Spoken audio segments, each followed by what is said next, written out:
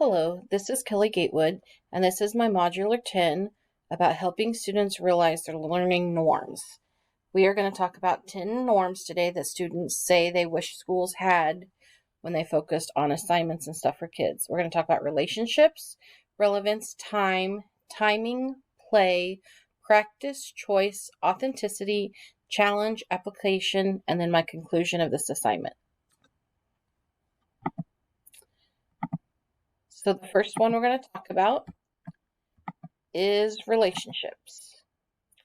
Okay, some of the questions that we need to think about when we're talking about a relationship, does this teacher really know me? What about other students? Am I just a body in the classroom, or do they know my interest or even my name? This is something that I feel like our school is really good about because we have the same students for 5 years because I have them through 8th through 12th grade. And so we really get to know our students and we know a lot about them and are able to really build good relationships. One of the best advice my principal's ever given us when we do have problems with a student is that we do it the 2 for 10, where you talk to them for 2 minutes a day for 10 days about anything that's not school related. And we've seen that be a really effective way of building relationships with students. Relevance. When we think about relevance, we think about, when will I ever use this? Am I just jumping through the hoops? Or does this assignment really interest me? How will this contribute to the community? So when we're thinking about it, are we just doing an assignment because they tell me I have to do an assignment? Or is this something that really is relatable? And this is something I struggle with teaching math because I hear that all the time. When am I going to use this in the real world? And sometimes you don't, but sometimes we have to just learn that it's perseverance that we're working through and to work on assignments that could be hard. Time. Do I have to do this at the teacher's pace? Would having my own pace work better for me? Do they really need to spend all hour doing this one part of it? Or can they break it up in different pieces that would make each student be more effective?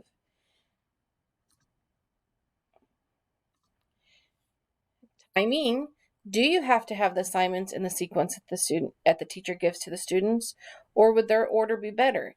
As long as they know what their finished product is they need at the end, do they have to do it step A, B, C, and D? Or can they change it up to where it makes more sense to them? Play. Can they make mistakes and learn from them? Are they allowed to tinker? Are they a failure if they do something wrong? So you have to think about the assignments. Do they have to do it exactly what the teacher wants? Is that what we're trying to get students to do? Or are we trying to get them to think outside the box and come up with different ways of doing it? And are we allowing children to explore different ideas to see if we're going to get the same result in the end? Practice. Practice is, do we just learn something and move on, or do we continue to build on what we know and practice for deeper understanding? Once again, I think this is something kind of hard to do in math. We need the good foundations to build onto it because really in math, you do the same things over and over again. They just get harder and with different you add letters to it and things like that. But really, you're still doing the same concepts. But when they don't have the good basics of it, it makes it hard to do the higher level maths. And so something we should work on probably across our whole building is to make sure we keep practicing what we already know instead of just continuing to move on. Choice. Am I allowed to do it my own way? Must I follow the same path as the others? Does it matter how we get there if we all achieve the same thing at the end? That goes back to what I talked about earlier. Maybe they have a different way of getting there, but they get the same result at the end. We need to allow students more choice and allow them to try and make mistakes and come up with a possible better way. Just because it's the way we do it doesn't mean it's always the right way. Authenticity. Is it relevant to something outside of school? Am I only doing it to check mark something off? How can I show myself through this project or an assignment? Okay. Once again, do they have a better way of doing it? Is there a different way that they can show us that they know it other than what we've already done? Maybe it's not a worksheet.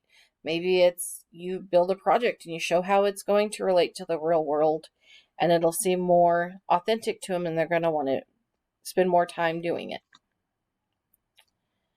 Challenge. Am I completing this just to get it done? Does it have high standards? Do I have to work for it?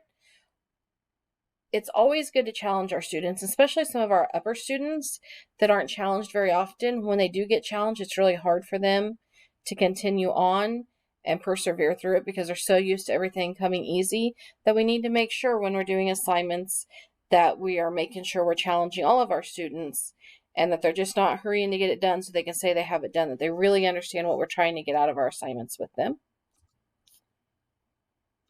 Application. Does this actually apply to anything in the real world? And when would I use it later on in life? Okay. Why are we having them do these assignments? Is it just because we say we have to do it? Or are they really going to apply this and this would be something they would actually use later on with whatever their career may be? If it's medical field or a blue collar job or something like that, when would they really use it? So my conclusion is that my standards, that I believe that this related to our standard because this is allowing the students to have their voice to be heard and what they're wanting out of their assignments and groups and the norms that students are striving for. We'd already talked about what the teacher standards are, and now we talked about what the students are. I thought this assignment was relevant because it gave us a different perspective to think of. We're thinking about the student side of it and what they're wanting out of the school, not so much what the school is wanting out of the students. It helped me understand some of the norms that they're thinking about. And then my reflection was I thought this assignment will influence my decision as a future leader because it had us reflect on the student side of the decisions we're making. And we always need to keep in mind that there's always more than one side to every decision that we need to make. Thank you very much. Bye.